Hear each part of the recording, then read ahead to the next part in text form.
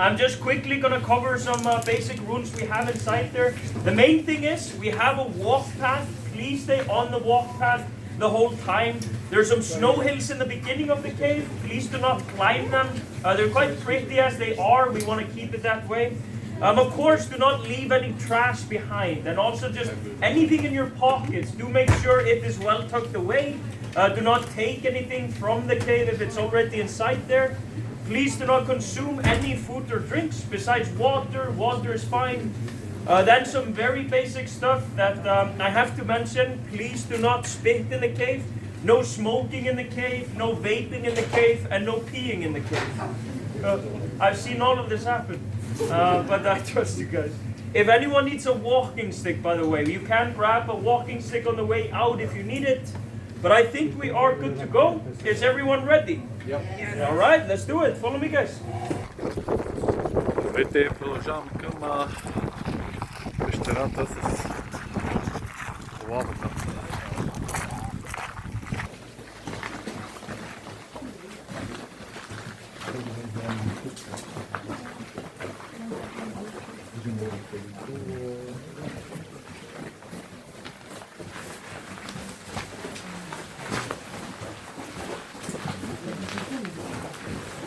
Включвам светлината.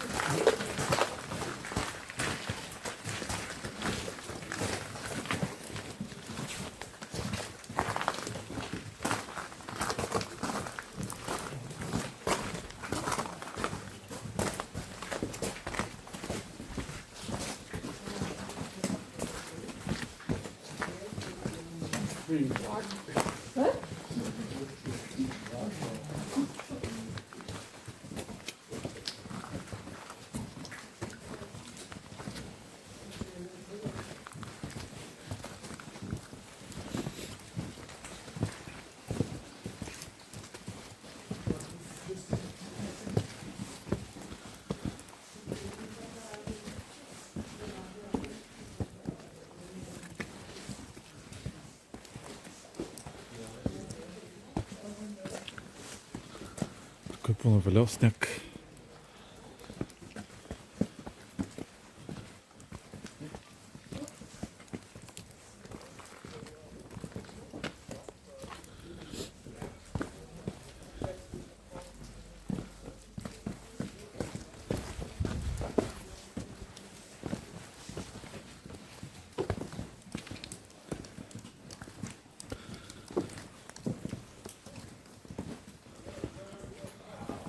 О, това си ли голям тунел?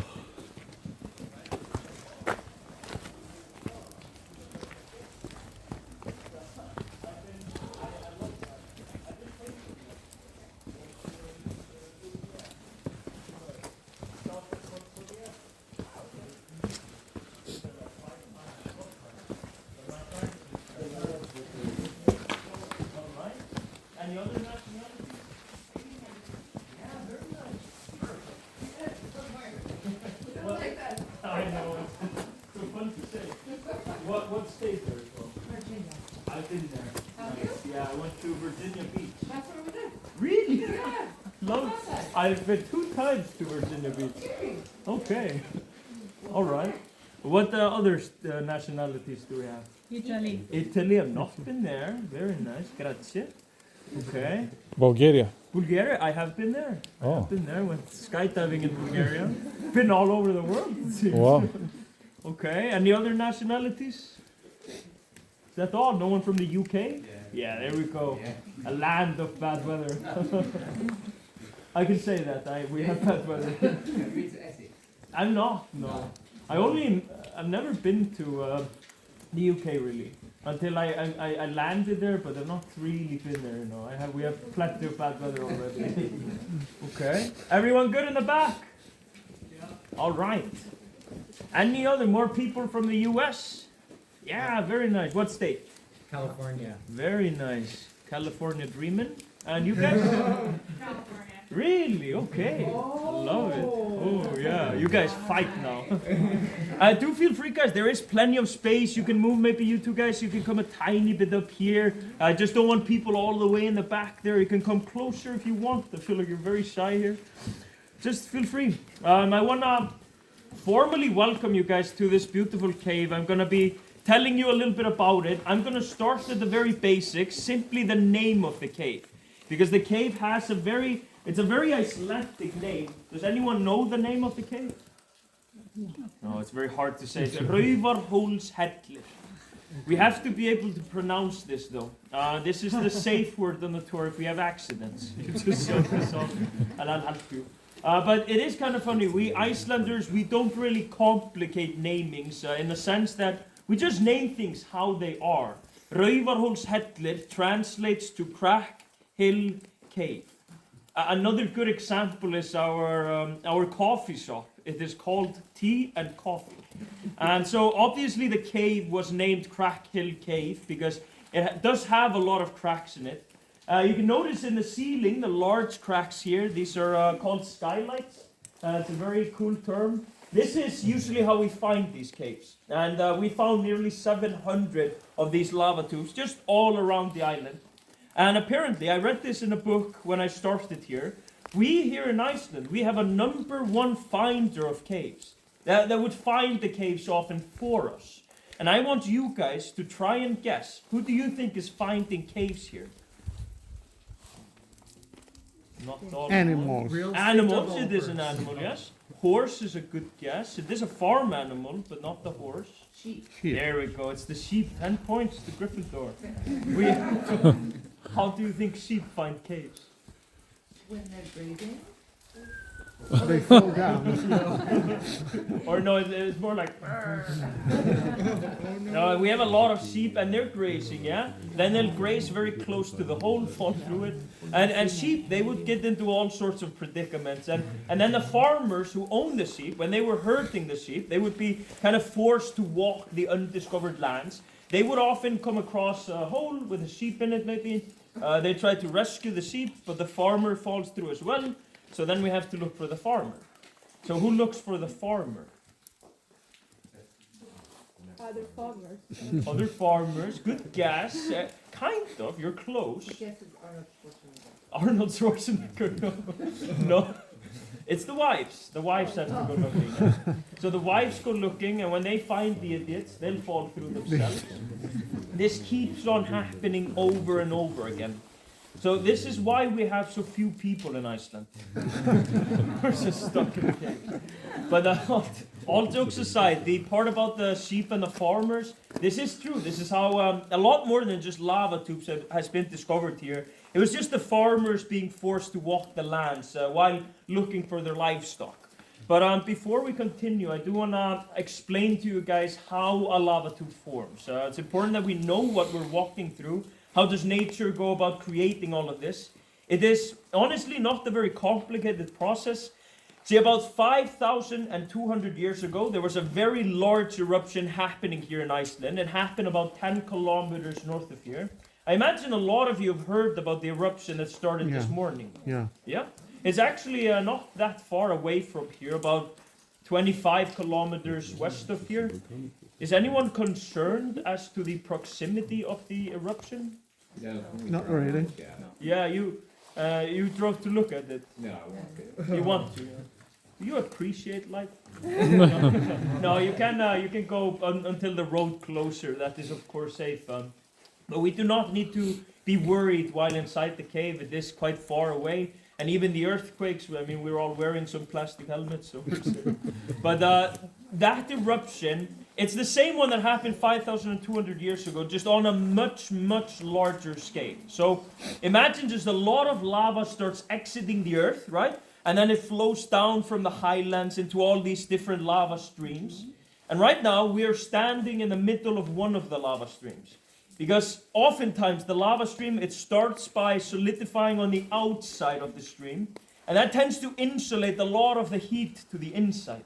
So the lava is still flowing on the inside of this rock tube here. Mm-hmm. But eventually the volcano, it calms down, it stops erupting. So it stops feeding the tube with lava. And in some cases, all the lava on the inside, it will just flow completely out. It just hollows itself. It leaves this here behind. This is the already solidified outer layer. Does all of this make sense? Yeah. If it doesn't, just tell me. But what I find most interesting is what happens after. Because with lava tubes, some of them, this one especially, they tend to come crashing down on the inside. Because if there's a very quick cool down, the lava contracts a lot, it shrinks. And that's why we're seeing all these big boulders and loose rock around us here. This does not happen a lot anymore. We do not need to be concerned. And again, we're wearing cheap plastic helmets. Not the cheapest though. Second cheapest, that's not the joke.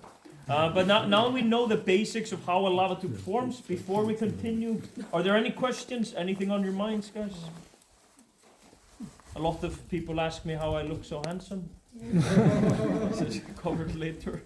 But if you have questions, yeah, right here. I'm sorry? Do we need the lights or just You don't really need them. It can be nice. There are dark spots. Feel free to just turn them on whenever you want or feel like you need to. But we do have lighting here, so you don't really need them. But it's nice if you want to highlight something. Any other questions? Are all the ships of Iceland in the tube? Because we didn't see any around 9 days. We have, right now, they're still inside the sheep. We don't let them out until it starts to warm up a bit more. So same goes with the cows. The reason you guys that have traveled a little bit around are seeing mostly horses, because the horse is simply much more acclimated to the colder temperature as opposed to the cows and the sheep. The sheep are sturdy, but it's better for them to stay inside still. Thanks. If you see one inside, let me know. If you have more questions, you can ask me whenever you want to do so. You can always raise your hand. Before we head off, just a slight warning for you guys. Be very careful with your iPhones to not drop them in the platform areas, because they have sometimes fallen between some rocks. They are still there. We could not retrieve them. Be very mindful. Just hold on tight to your iPhones, especially on the platforms, please. If you have an Android phone, you're fine.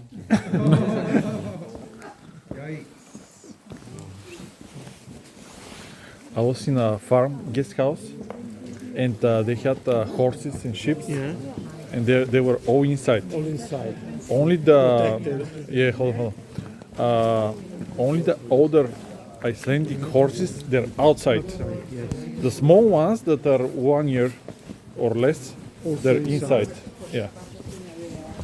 And all the sheep, like you see a lot of sheep.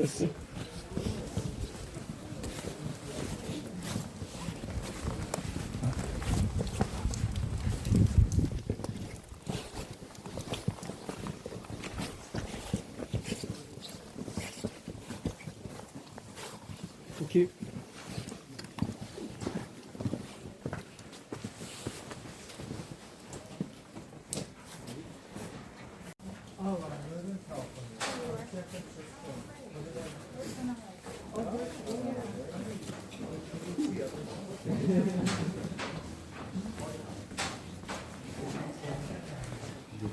We have a lot of ice here, guys. Please do not break any of the ice.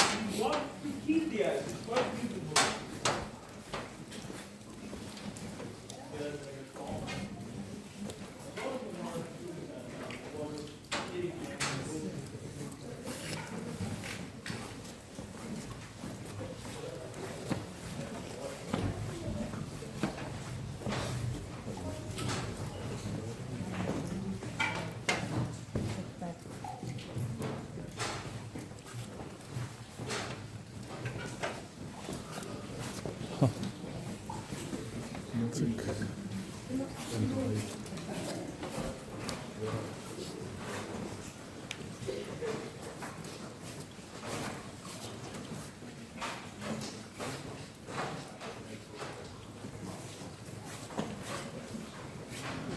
Щерата е пълна с ледени формирообразования или ледени високи.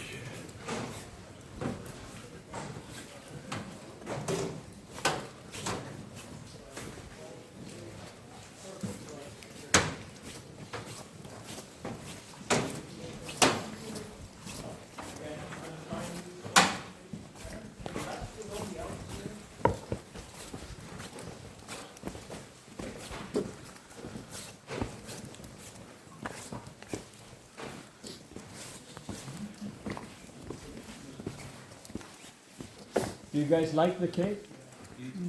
Right, thank you. You too, sir.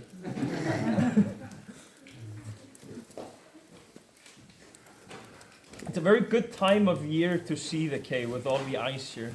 I love it. I feel like I'm in a movie here. Like documenting the whole tour. I love it. Is everyone okay in the back? Nice. We saw the ice. When is the lava coming? Oh, when is the lava? Hopefully never. Quite like life. But the last bit of lava, like we're actually very safe inside here. Lava would never re-enter the tube. The only way for this tube to ever have lava again would be it pouring down the skylights or simply opening up the ground beneath us here.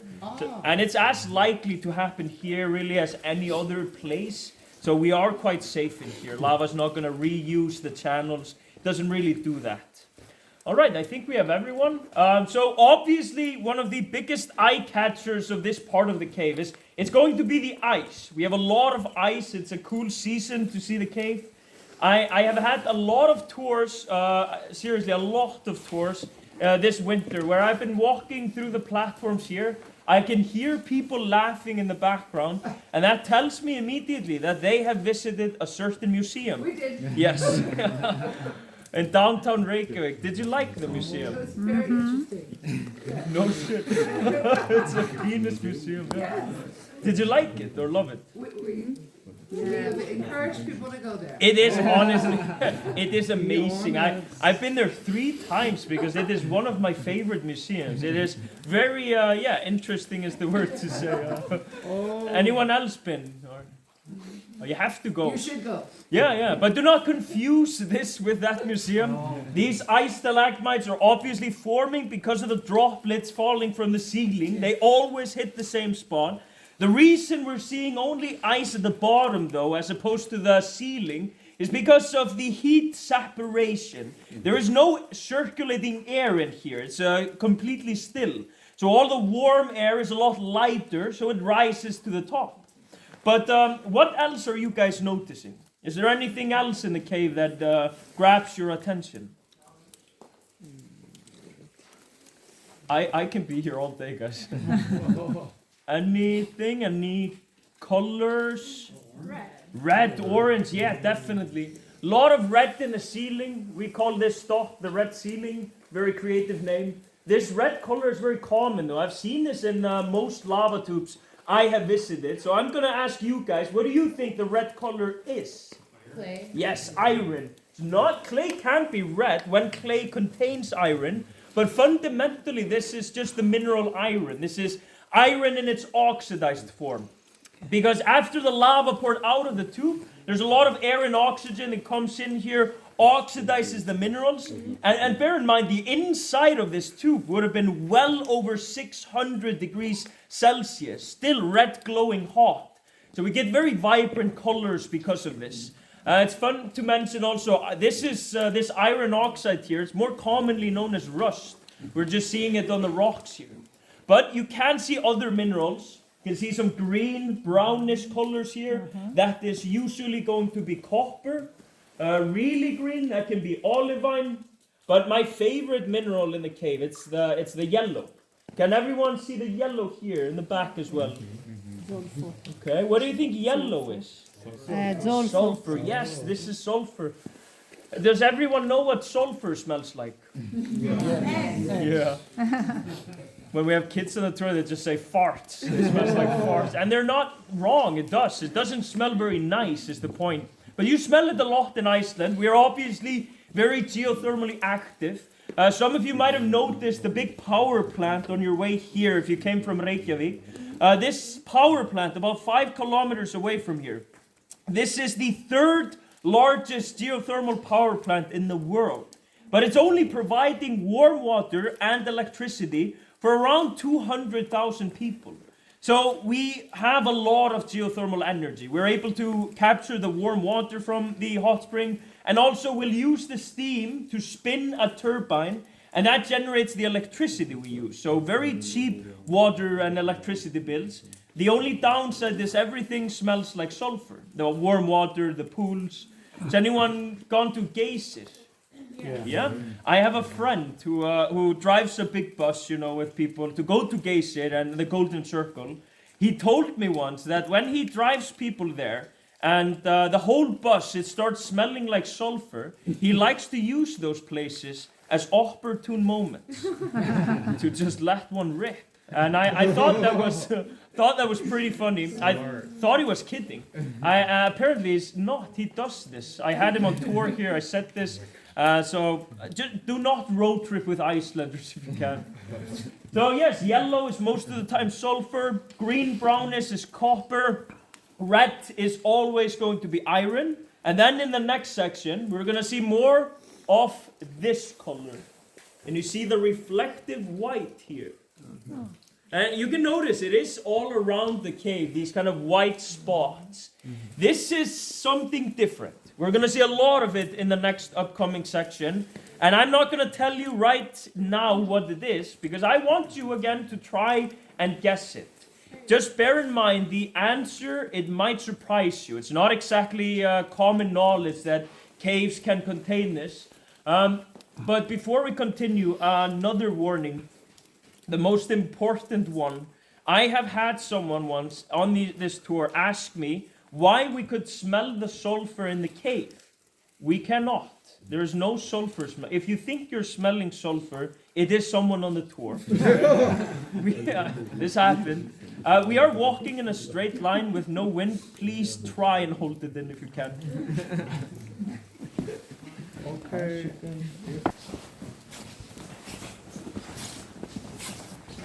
See a lot of it in the ceiling here. Yes.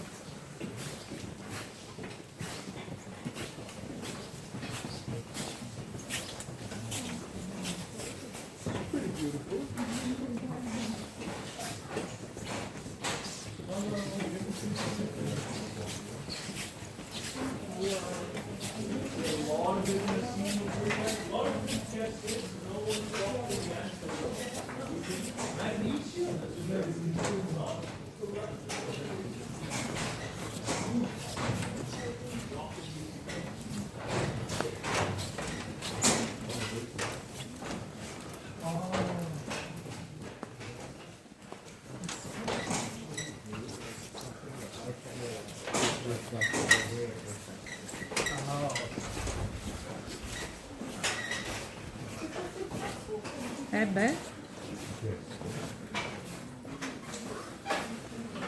Però che non è una cosa scontata, mi sembra, no? No, ho detto che la ricetta posso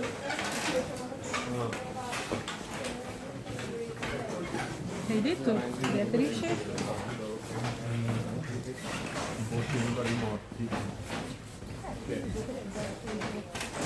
Però sono perché il gesso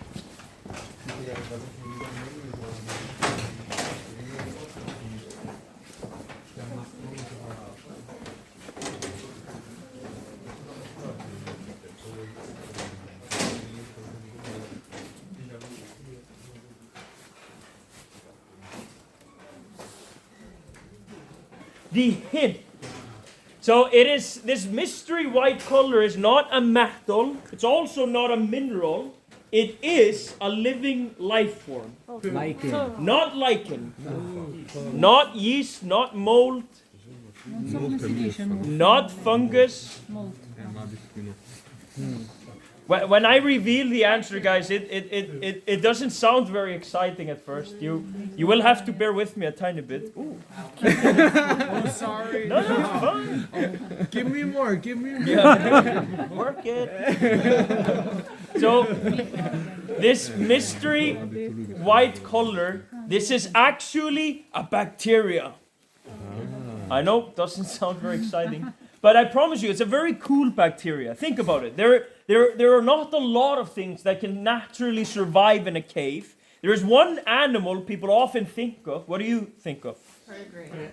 Worms? Bats? Bats, What yeah. did you say? Tardigrade? What is that? A water bear? Water bear. Oh yeah, like that. Oh yeah. Okay, well it's not what my mind goes. My mind goes to bats because I love bats.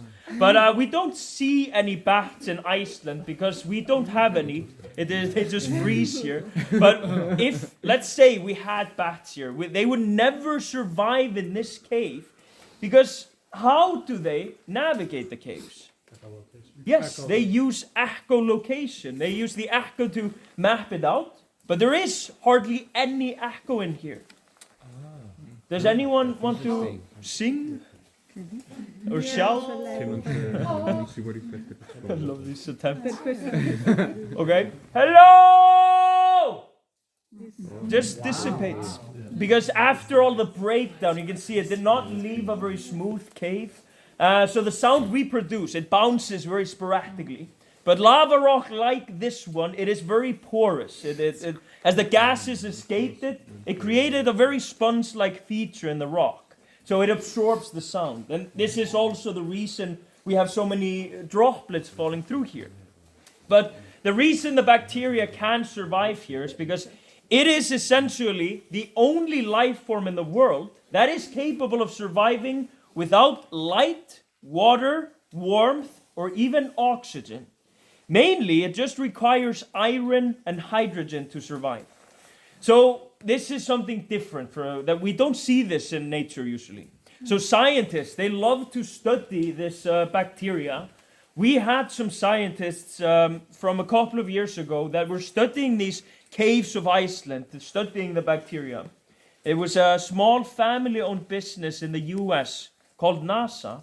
NASA wanted to study it because they believe we will find it on other planets. Any planet that springs to mind? Yeah, whoa, that was quick. You're like amped out, you're like, Mars, definitely Mars, yeah, it's gonna be Mars, it's always Mars. Do you need a job? It's Mars, yeah. And, because this environment, it is quite similar to the one on Mars. There are lava tubes on Mars, we just haven't gotten to them. And there's a lot of iron, hydrogen. We are right now in the presence of an alien life form. Kind of. My point here is we could have named it so many cool things. What do you think we named it? Bacteria cave. Volcanic bacteria, bacteria of the cave. These are very close guesses. And no one say just bacteria. White bacteria, we're getting really close. We went with cave bacteria. Yep. That's so bad. NASA gave it a really cool name. They gave it like a fancy Latin name. I'm not going to bore you with it because it's very hard to memorize, but cave bacteria works very well. It is very descriptive. But yeah, this bacteria is kind of like it's a testament to how life on Earth, it just finds a way. Doesn't matter the odds. It is quite cool. But we've covered a lot of science now. I do want to mention we do fun stuff as well here. We recently had the movie night in the cave. Cool. Yeah, we had a big movie screen in the rocks there. We sat on the platform, and this was during Christmas, so most of us were expecting a Christmas movie. We watched Arachnophobia. Yeah. Also, The Descent. Has anyone seen The Descent? Yeah. Exactly. It's a horror movie that happens in a cave. So that was cool. We've also done.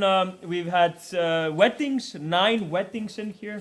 One of the weddings was Game of Thrones themed. Yeah. We also have this in Bulgaria. Really? The weddings in the cave. In the cave? Yeah, it's called Devil's Cave. Oh, you even have a term for it? Yeah. Does the term translate to cave wedding? No, it's just the name of the cave. Oh, the cave. Okay, it's like a marriage cave. Yeah. That is so cool, man. Yeah. So romantic. Yeah, we should join efforts. Yeah. But it is honestly cool. I saw one of the weddings that was Game of Thrones themed. Has everyone seen Game of Thrones? Yeah. Okay. Anyone not seen it? Be honest. Yep, yeah, exactly. And make your way to the exit, okay? No, just imagine a bride and a groom, because it was really, truly epic. They were walking through the cave here, and they were wearing these big fur coats, and they played the theme song from Game of Thrones instead of the wedding song. So we were mind blown, and when we saw the groom of the wedding, we realized he looked like one of the characters. Jon Snow? Not Jon Snow. Do you guys remember Khal Drogo? It's just so many ladies like I remember. It looked like Momoa, Jason Momoa. It was so cool. We've also had my favorite proposals. I've had the proposal on my tour last year. There's been in total 12 proposals, and most of them went well. Yeah, one of them was it was 4 or 5 years ago. A guy proposed to his lady partner in front of a lot of strangers. She basically just said no. There's only one exit in the cave. So can you imagine for everyone involved, how awkward it would have been to walk that back, I would have gone this way. And if I like to tell, is anyone planning on proposing on the tour? I can't really ask, but if anyone is, can you just do it by the freaking exit? Be safe, okay? But at this point, those of you that still have your headlamps on, could you please turn them off for a moment? Thank you.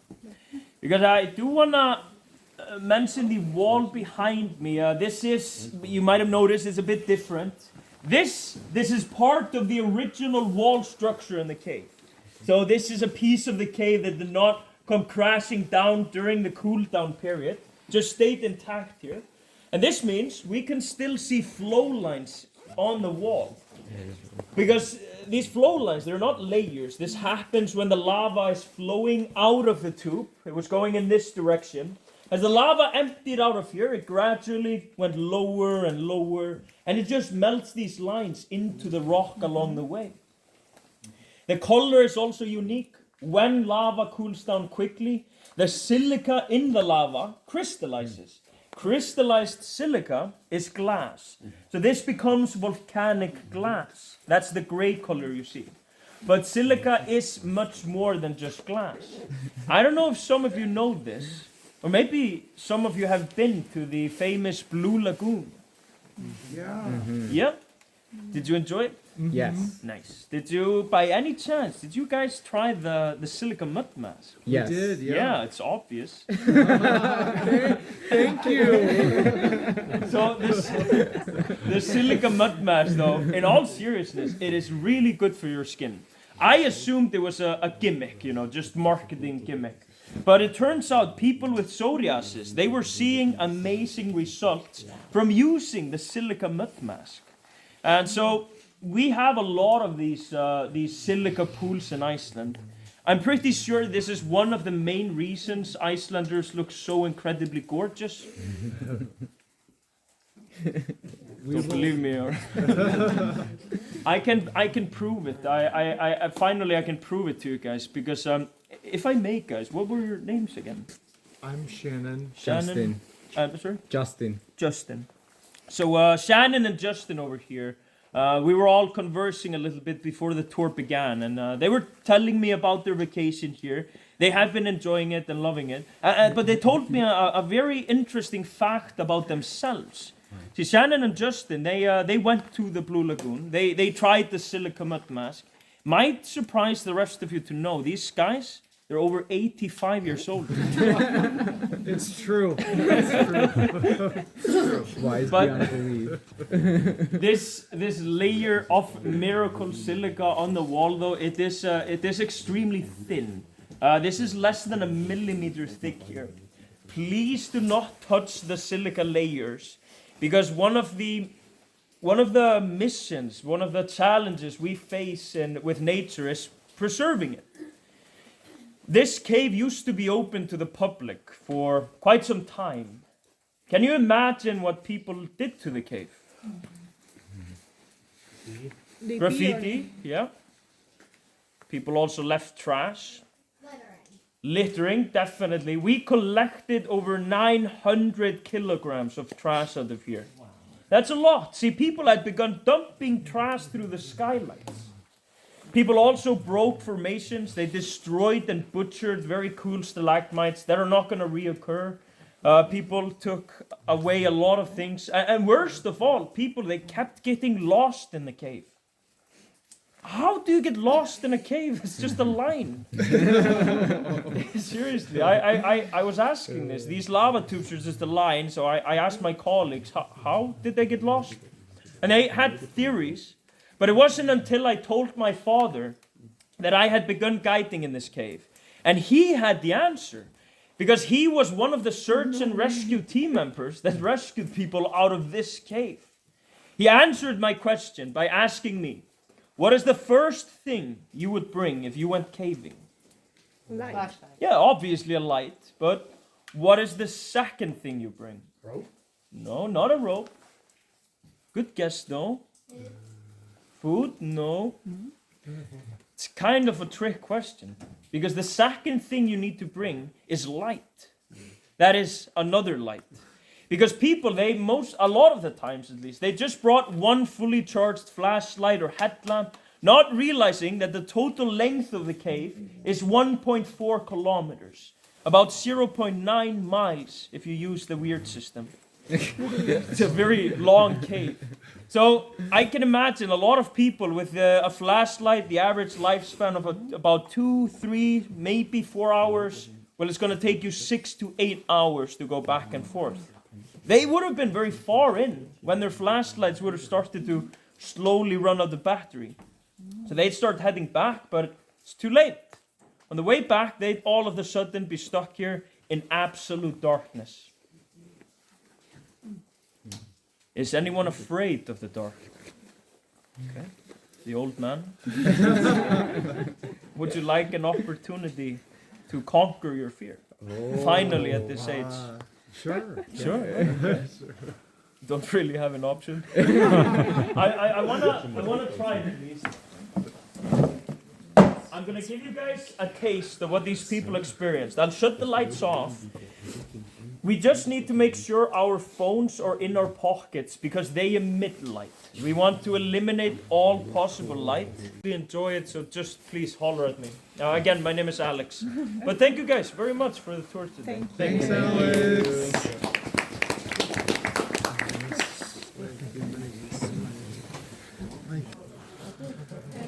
Ако сте харесали това видео, моля да се абонирате за канала и да ударите един палец нагоре.